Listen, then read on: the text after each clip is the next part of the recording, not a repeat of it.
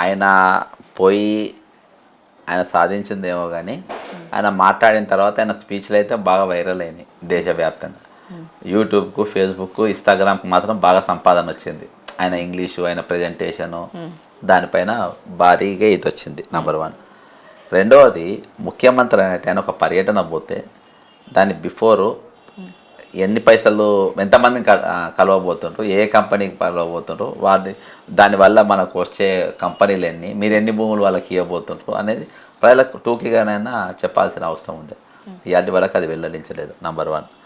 ఇప్పటి వరకు పోయిన విదేశాల పర్యటనల పైన నువ్వు ఏ దేశాలకు పోయినావు, దానికి ఎంత ఖర్చు అయింది, ఎన్ని పెట్టుబడులు వచ్చినాయి, దానిపైన ముందు ఒక శ్వేతపత్రం విడుదల చేయాలి. ఈరోజు మన ముఖ్యమంత్రి రేవంత్ రెడ్డి గారు ఆఫ్టర్ ఆల్ ఒక పుష్ప సినిమా పైన 3 గంటల పాటు సుదీర్ఘమైన చర్చ చేసిండు. ఆయన జైలు ఎందుకు వేయాల్సి వచ్చింది, ఏంటిది అని మొత్తం చెప్పిండు. అసలు ముఖ్యమంత్రి ఈరోజు ఈ సంవత్సరంలో విజయోత్సవాల సభలు, పటాకులు, బాంబులు కూడా బాగా కాల్చిండ్రు. అంతటా కాల్చిన పాలతోని కడిగించుకున్నారు. మా వాళ్ళు కాంగ్రెస్ వాళ్ళు అడగలే కానీ వేరోళ్ళు వాళ్ళోళ్ళు కిరాయిలను పెట్టి కడిగించుకున్నారు పాలతో బాగానే. ఇప్పుడు మరి వాళ్ళు ఈ సంవత్సరంలో విజయోత్సవాలల్లో ఈ విదేశాల నుండి ఎన్ని పైసలు తెచ్చిండ్రో నన్ను అప్పుడన్నా చెప్పాలి. ఇవాళ పడదు. నేను ఇప్పుడు పోయే దేశాలకు అప్పుడు వచ్చినాయి తీయాలి. అప్పుడు నాకు తెలిసి బిస్కెటే.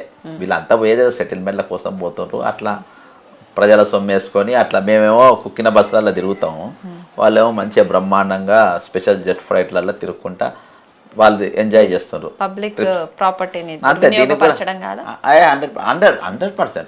దీనికి కూడా 10 కోట్లేమో రిలీజ్ చేసిండ్రు. జియో విడుదలైంది, వారం రోజులైంది జియో రిలీజ్ చేసి 10 కోట్లు. నవంబర్ 2వ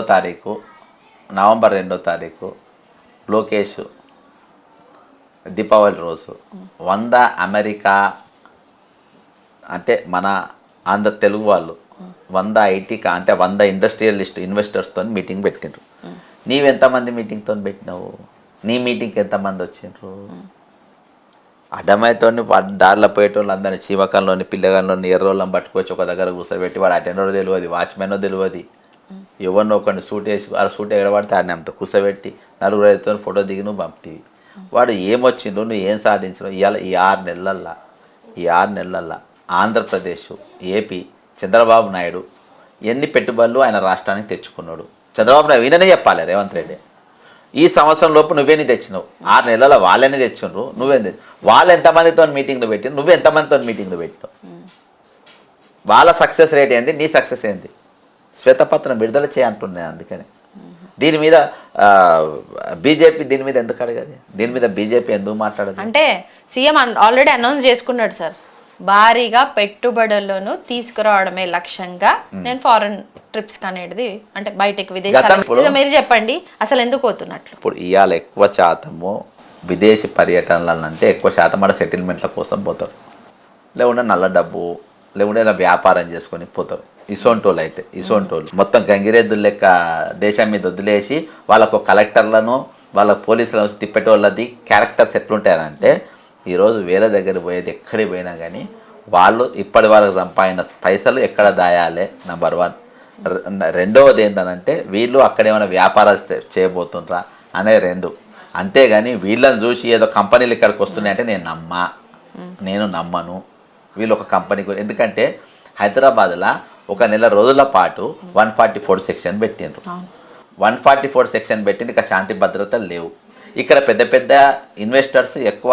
హైదరాబాద్ దేనికి సూటబుల్ అంటే కన్స్ట్రక్షన్ ఫీల్డ్స్కు, డెవలప్మెంట్స్కు బాగా సూటబుల్ ఇది. ఇక్కడ ఒక దిక్కు కూల్చివేతలు జరుగుతూ ఉన్నాయి, ఇంకొక దిక్కు ల్యాండ్ పుల్లింగ్ జరుగుతూ ఉంది, ఇంకో దిక్కు ఏది మన 144 సెక్షన్ అవుతూ ఉంది. వీటి మధ్యలో ఏ పెట్టుబడిదారులు వచ్చి హైదరాబాద్లో తెలంగాణ ఇన్వెస్ట్మెంట్ ఎందుకు పెడతారు మీరు నాకు చెప్పండి? ఉన్న బిల్డర్స్ ఇవాళ 1 లక్ష అపార్ట్మెంట్ ఖాళీలు ఉన్నాయి. 1 lakh అపార్ట్మెంట్స్, 1 లక్ష ఫ్లాట్లు ఈరోజు అమ్ముడు పోగా ఖాళీగా ఉన్నాయి. నేను ఎవడు చూసి వస్తాడు చెప్పు? ఒక దిక్కు రంగనాథ్ గడ్డపార పట్టుకొని నిలవాడు ఉన్నాడు, నువ్వు కడితే నేను గూల కొడతాను, నువ్వు రా గట్టు అంటావు, వాడు ఎందుకు వస్తాడు? గతంలో వీళ్ళ తమ్ముడు కొండలరెడ్డి కూడా ఇదే ఆస్ట్రేలియా ట్రిప్కి వచ్చిండు. సో అదే ఆస్ట్రేలియా ట్రిప్ కూడా ఈ రేవంత్ రెడ్డి షెడ్యూల్లో ఉండే సార్, కానీ క్యాన్సిల్ అయింది. అది ఎందుకో తెలుసా? చేసిండు. వాళ్ళు పోయింది పెట్టుబడి పెట్టడానికి పోయినారు. ఓకే, పెట్టుబడులను తీసుకురావడానికి కాదు, పెట్టుబడులు పెట్టడానికి వెళ్తుర్రా? అంతే. ఎలా వాళ్ళది ఎసొంటి ఉందంటే ఇదే బీజేపీ వాళ్ళ చేతుల్లో ఉన్నది. మనం చూసినాం ఏదో పుస్తకావిష్కరణ మొత్తం విద్యాసాగర్ పుస్తకం రాసిండు, ఈయన భజన చేసి వదిలేసిండు.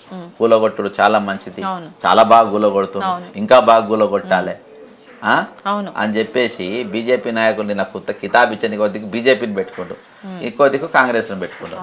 ఇద్దరికి శిస్తులు కట్టుకున్నారు. ఇక ఈయన నన్ను అడిగేటోడు ఎవడు ఉన్నట్టు ఈయన అనుకున్నాడు. ఇక నన్ను ఎవరు అడుగుతారు, who is there to question me, నన్ను అడిగేటోడు ఎవడు, నేనేమన్నా చేస్తా, నేనేమన్నా నడిపిస్తా అనే పద్ధతిలో ఈరోజు ముఖ్యమంత్రి రేవంత్ రెడ్డి గారు ఉన్నారు. మీరు 8 మంది స్లీపర్ సెల్స్ ఉన్నారు తెలంగాణకు. నీకు హైడ్రాకు అంటే మున్సిపల్ అడ్మినిస్ట్రేషన్ కూడా ఎవరు అంటే ఈయననే, ఎవరు, రఘునాథ్ రెడ్డి అడ్వైజర్, చంద్రబాబు నాయుడు మనిషి.